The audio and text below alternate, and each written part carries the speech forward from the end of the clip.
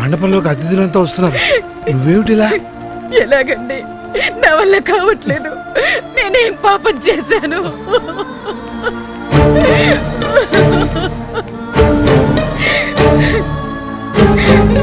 పెద్ద కూతురు పెళ్లిలో చిన్న కూతురిలా. ఇది ఇక్కడేం చేస్తోంది? కరెంటు షాక్ తగిలి నా లక్ష్మి చచ్చిపోవడం ఏమిటి? నా లక్ష్మి లేకుండా నేను బతకలేనండి. ఏం చేస్తావే?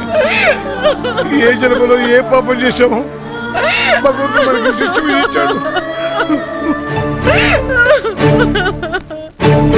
ఓహో, ఇదా సంగతి. చిన్న కూతురు కరెంటు షాకుతో చచ్చిపోతే ఆ శవాన్ని గోతాల్లో దాచిపెట్టారా? చెప్తా, పెళ్లి ఆపడానికి ఇదో మంచి అవకాశం.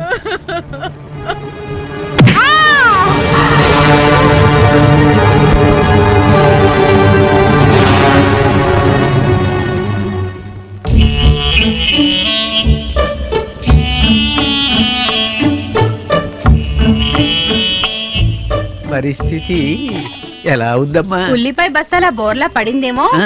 ఒంటికి మటుకు కనిపించని దెబ్బలు తగిలాయి. Very good. ముక్కుకి బాగా దెబ్బ తగలడం వల్ల నోరు కూడా పడిపోయింది. డాక్టర్ గారు క్యాంప్ కెళ్లారు. తిరిగి రాగానే ఆపరేషన్ చేస్తారు. 2-3 నెలలైనా బెడ్ రెస్ట్ తీసుకోవాల్సి వస్తుంది. చాలా సంతోషం అమ్మా, ప్రాణాపాయం తప్పినందుకు. అవును, నువ్వు మా గౌరీ స్నేహితురాలివే కదా? పెళ్లికి రావా? నాకు డ్యూటీ ఉంది. ఇప్పుడు నా చెల్లెలు క్యారేజ్ పట్టుకొస్తారు. వాళ్ళని నేను పెళ్లికి పంపిస్తానులేండి. మంచిది. అమ్మా, ఓ నొప్పిగా ఉందా అమ్మా?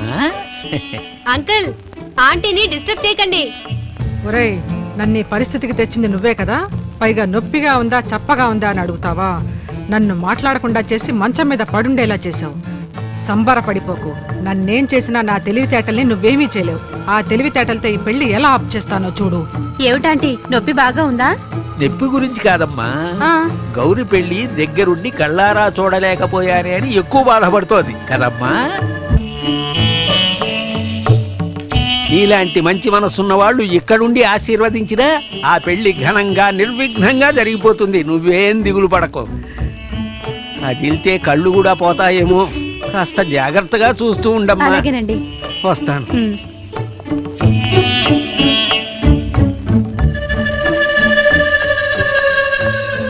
లక్ష్మి కరెంటు షాకుతో చనిపోయిందని ప్రసాద్ గారికి ఎలా తెలియచేయడం?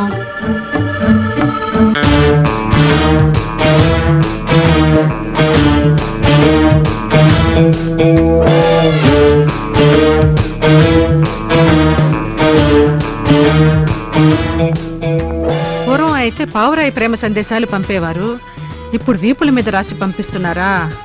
ఆహా, ప్రసాద్ గారికి ఈ విషయం తెలియజేయడానికి మంచి ఐడియా దొరికింది. నర్సు రోజా చెల్లెళ్ళు ఇప్పుడు క్యారేజీ తెస్తారు కదా, వాళ్ళు ఎలాగో పెళ్లికి వెళ్తారు కనుక ఈ విషయం ప్లాస్టర్ మీద రాసి వాళ్ళ వీపులకు అంటిస్తే. అక్క, కవిత ఎక్కడా? క్యారేజ్ ఏది? అదే అక్క, నేను టైలర్ దగ్గర జాకెట్ చీర ఇచ్చాను. అవి తీసుకుందాని ముందే వచ్చా. వెనుక కవిత క్యారేజ్ తీసుకొస్తుంది. అక్క, మరి నేను ఇటు నుంచి కళ్యాణ మండపానికి వెళ్ళిపోతాను. కవిత వస్తే అక్కడికి వచ్చేయమని చెప్పు. ఆలస్యం చేయకుండా వెంటనే వచ్చేయమని చెప్పు. అలాగే, జాగ్రత్తగా వెళ్ళి. కళ్యాణ మండపంలో ఎవరో ఒకరు నేను ఈ అమ్మాయి వీపుకు అంటించిన ప్లాస్టర్ మీద రాసింది చదివి దాన్ని ప్రసాద్ గారికి చెబుతారు. అప్పుడు ఈ పెళ్లి ఆగిపోతుంది. ఓహో, తాయారమ్మ, నీ తెలివే తెలివి. నన్ను దోచుకొందువటే, నన్ను దోచుకొందువటే వన్నెల దొరసాని, కన్నులలో దాచుకొందు